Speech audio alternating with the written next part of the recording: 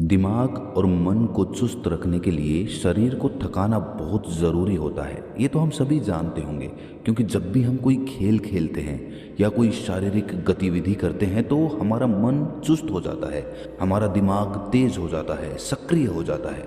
लेकिन इसके अलावा क्या क्या तरीके हो सकते हैं जो हमारे मन और हमारे दिमाग को चुस्त कर देते हैं? ऐसी कौन कौन सी बुरी आदतें होती हैं जो हमारे दिमाग और हमारे मन को अंदर तक खा जाती हैं? हमारा दिमाग हमेशा थका थका महसूस करता है। तो आज की इस कहानी में हम इन्हीं बुरी आदतों के बारे में जानेंगे और साथ ही वो आदतें भी जानेंगे जिनसे हम अपने मन और अपने दिमाग को हमेशा के लिए चुस्त और सक्रिय बना सकते हैं। एक बार एक पिता अपने नौजवान बेटे को अपने साथ लेकर एक गुरु के आश्रम में पहुंचा। नौजवान युवक की चाल ढाल से ये प्रतीत हो रहा था कि ये बहुत दिनों से थका हुआ है। उसके चेहरे पर उदासी के भाव थे, उसकी आंखों के नीचे काले घेरे बन चुके थे, उसके ज्यादातर बाल या तो झड़ चुके थे या फिर सफेद हो चुके थे। उसे देखने पर ही ऐसा प्रतीत होता था कि पूरी दुनिया की चिंता इसी के सर पर है। आश्रम के बगीचे को पार करते हुए वो पिता अपने बेटे को लेकर उस गुरु के पास पहुंचा। उस नौजवान युवक को देखते ही गुरु ने पूछा कि इस बच्चे की ऐसी हालत क्यों है? क्या इसे कोई सदमा पहुंचा है? क्या इसे कोई तकलीफ या कोई शारीरिक बीमारी है? आखिर कारण क्या है? यह नौजवान है लेकिन ये अपनी उम्र से बहुत ज्यादा लग रहा है। उस नौजवान युवक के पिता ने गुरु को प्रणाम करते हुए बताया कि गुरु जी, यही तो मेरी चिंता का विषय है। इसे कोई दुख नहीं है, कोई सदमा नहीं पहुंचा और ना ही इसे कोई शारीरिक बीमारी है, लेकिन इसके बावजूद सारी सुख सुविधाएं इसके पास होते हुए भी ये हमेशा थका थका रहता है। किसी काम में इसका मन नहीं लगता। अगर ऐसा ही चलता रहा तो भविष्य में इसे कोई शारीरिक बीमारी ज़रूर हो जाएगी। इसीलिए इसे मैं आपके पास लेकर आया हूँ। कृपया करके कुछ तरीका बताएं जिससे ये अपने जीवन को पूरी मस्ती के साथ जीना सीख जाए। हमें इससे कुछ भी नहीं चाहिए, हम चाहते हैं कि बस ये अपना जीवन अच्छे तरीके से जिए। गुरु ने उस युवक को समझाते हुए कहा कि इंसान जाने अनजाने अपने जीवन में कुछ ऐसी आदतें पाल लेता है जो उसके मन को थका देती है, उसके शरीर में आलस्य भर देती हैं। इसके बाद वो चाहकर भी किसी काम में मन नहीं लगा पाता। सबसे पहली आदत तो एक बच्चे को उसके माँ बाप से मिलती है। जब माता पिता अपने बच्चे की सारी इच्छाएं पूरी करते जाते हैं, उसे कोई कमी महसूस नहीं होने देते, तो धीरे धीरे बच्चे को लगने लगता है कि मेरे पास तो सारी चीज़ें हैं, मुझे कुछ करने की ज़रूरत ही क्या है। हद से ज़्यादा माँ बाप का प्यार एक बच्चे को बिगाड़ देता है। अपने बच्चे से प्यार करो, उसकी इच्छाएं पूरी करो, लेकिन उसे ये भी एहसास कराओ कि ज़िंदगी में बिना कुछ मेहनत के कुछ भी नहीं मिलता। इसीलिए उसकी सारी इच्छाएं पूरी मत करो, कुछ इच्छाएं अधूरी छोड़ दो, ताकि उसे ये पता रहे कि ज़िंदगी में कुछ पाना भी होता है, सब कुछ करा कराया नहीं मिलता। दूसरी बड़ी आदत जो एक मन को थका थका सा महसूस कराती रहती है, वो है हद से ज़्यादा मोबाइल फ़ोन का इस्तेमाल। गुरु ने अपनी बात समझाते हुए कहा कि विज्ञान दो धारी तलवार की तरह होता है। हम उसे अपनी उन्नति के लिए भी इस्तेमाल कर सकते हैं और अपनी बर्बादी के लिए भी इस्तेमाल कर सकते हैं। उदाहरण के लिए एक चाकू सब्जी काटने के लिए भी इस्तेमाल हो सकता है और दूसरों का गला काटने के लिए भी। उसी तरह से मोबाइल फ़ोन का भी इस्तेमाल किया जा सकता है। उसमें आप चाहें तो अपनी उन्नति के लिए वो सारी चीज़ें देख सकते हैं जो एक इंसान को अपना काम करने में उसकी सहायता कर सकती हैं, या फिर आप बेफिजूल की चीज़ें देखते हुए अपना सारा समय मोबाइल फ़ोन को देखते हुए बर्बाद कर सकते हैं। आपने कभी ख्याल किया हो कि जब भी आप अपना मोबाइल फ़ोन इस्तेमाल करते हैं तो आपको पता भी नहीं होता कि आप क्या देखने के लिए मोबाइल फ़ोन का इस्तेमाल कर रहे हैं। आपके सामने जो कुछ आता जाता है आप उसे ही देखते जाते हैं और यही आपके समय को बर्बाद करता चला जाता है। आखिर में आप पाते हैं कि आपका दिमाग और आपका मन पूरी तरह से थक चुका है। इसीलिए मोबाइल फ़ोन का इस्तेमाल सीमित समय के लिए ही करें। मनोरंजन के लिए दूसरे विकल्प चुनें। कोई खेल खेलें जिससे आपकी शारीरिक गतिविधियां हों, जिससे आपका शरीर थके, जिससे कि आपका मन चुस्त रह सके। मोबाइल फ़ोन का इस्तेमाल कुछ सीखने के लिए ही करें, अपने मनोरंजन या अपने समय को बर्बाद करने के लिए हरगिज़ इसका इस्तेमाल ना करें, वरना ये मोबाइल फ़ोन आपकी ज़िंदगी का बहुत सारा समय खा जाएगा। तीसरी बड़ी आदत जो एक मन को थका देती है वो है सही समय पर नींद ना लेना और पूरी नींद ना लेना।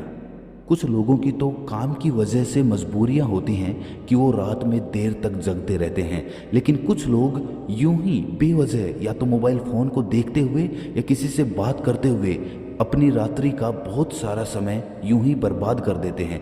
जो समय सोने के लिए निर्धारित किया गया था वो समय वो जागने के लिए इस्तेमाल कर रहे हैं और फिर सुबह ब्रह्म मुहूर्त में वो जाग नहीं पाते हैं। इसी वजह से उनका पूरा दिन थकान से भरा हुआ रहता है। लेकिन अगर आप सही समय पर भरपूर नींद ले पाते हैं तो आप ब्रह्म मुहूर्त में उठ पाएंगे और ब्रह्म मुहूर्त में उठने के बाद आपका पूरा दिन यकीन मानिए चुस्ती और स्फूर्ति से भरा रहेगा।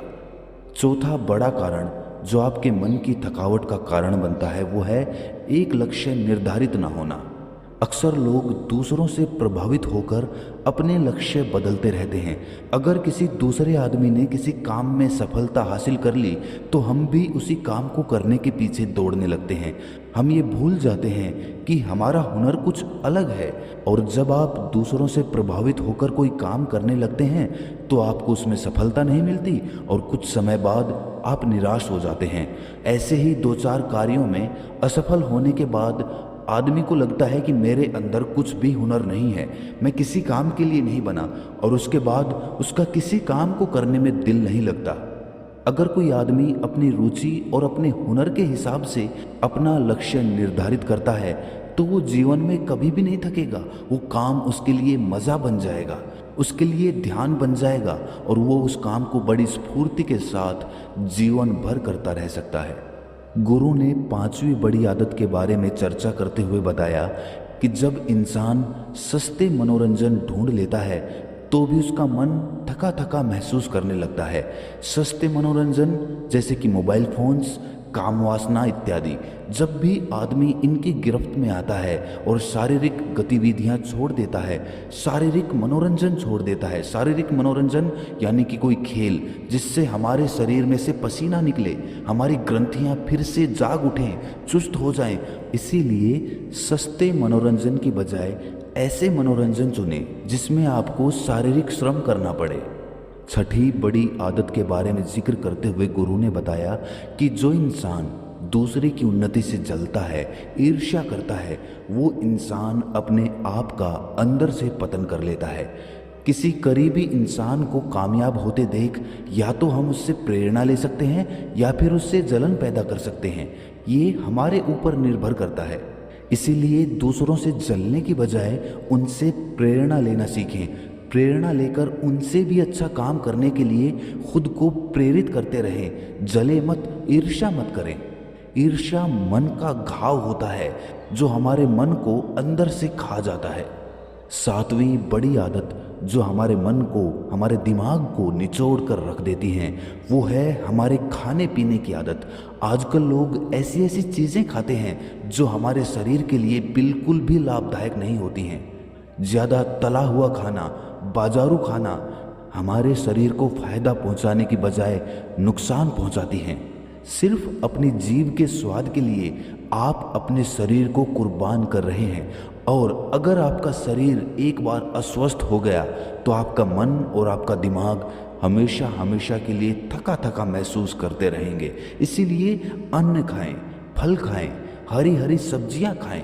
खाने के लिए इतनी सारी चीज़ें हैं तो सिर्फ अपनी जीभ के 2 मिनट के स्वाद के लिए हम अपने शरीर को अस्वस्थ करने पर क्यों तुले हुए हैं? जरा सोचिए।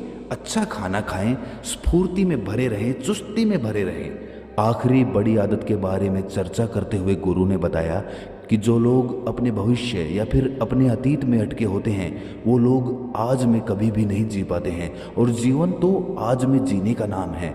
कल को अगर कुछ बुरा हो जाता है, कुछ भी गलत हो सकता है, आपकी जान भी जा सकती है, तो आप ये नहीं सोचेंगे कि मेरे साथ ऐसा क्यों हुआ।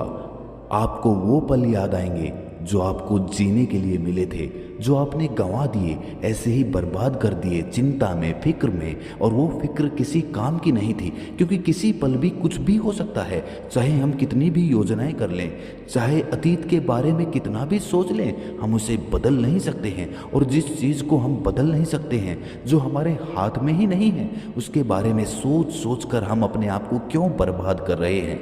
हमारे हाथ में है कुछ पल, आज के कुछ पल, अभी के कुछ पल, जिनको हम जी सकते हैं या फिर उनको चिंताओं में बर्बाद कर सकते हैं। वर्तमान में जीने का नाम ही जिंदगी है। और अगर आपने वर्तमान में जीने की आदत डाल ली तो आपका मन इतना स्फूर्ति और इतनी ताजगी के साथ भर जाएगा, वो दुनिया आपको दिखेगी जिसकी आपने कभी कल्पना भी नहीं की होगी। सिर्फ एक छोटी सी आदत, वर्तमान में जीने की आदत, आपका पूरा जीवन बदल सकती है। आखिर में उस नौजवान युवक के सर पर हाथ फेरते हुए गुरु ने कहा कि अब भी कुछ नहीं बिगड़ा बेटे, पूरा जीवन तुम्हारे सामने है। जो बीत गया उसका अफसोस मत करो, वो बदल नहीं सकता है, लेकिन आज अभी तुम अपने जीवन को बदल सकते हो, उसके बारे में नई सोच पैदा कर सकते हो, अपने भविष्य के लिए एक नई दुनिया बना सकते हो। तो आज से ही अपने जीवन के बारे में सकारात्मक सोचना शुरू कर दो। तुम्हारा जीवन कुछ समय में ही बदल जाएगा। तुम्हारा मन और तुम्हारा दिमाग फिर से चुस्ती से भर जाएगा, फिर से स्फूर्ति लौट आएगी। अपने आप को ये विश्वास दिलाओ, सकारात्मकता लाओ अपने अंदर, और फिर देखो जीवन किस तरह बदलता है। भक्तजनों, अगर आपको भी गुरुदेव की ये चर्चा पसंद आई, आप उससे सहमत हैं तो कमेंट सेक्शन में लिखकर ज़रूर बताएं। और अगर किसी और विषय में आपको जानकारी चाहिए तो कमेंट्स में वो भी लिखकर बताएं। तो मिलते हैं किसी अगली कहानी में, तब तक के लिए अपना ख्याल रखें और इस चैनल को सब्सक्राइब ज़रूर कर लें, क्योंकि हम ऐसी ही ज्ञानवर्धक बातें आपके लिए लाते रहते हैं। नमो बुद्धाय।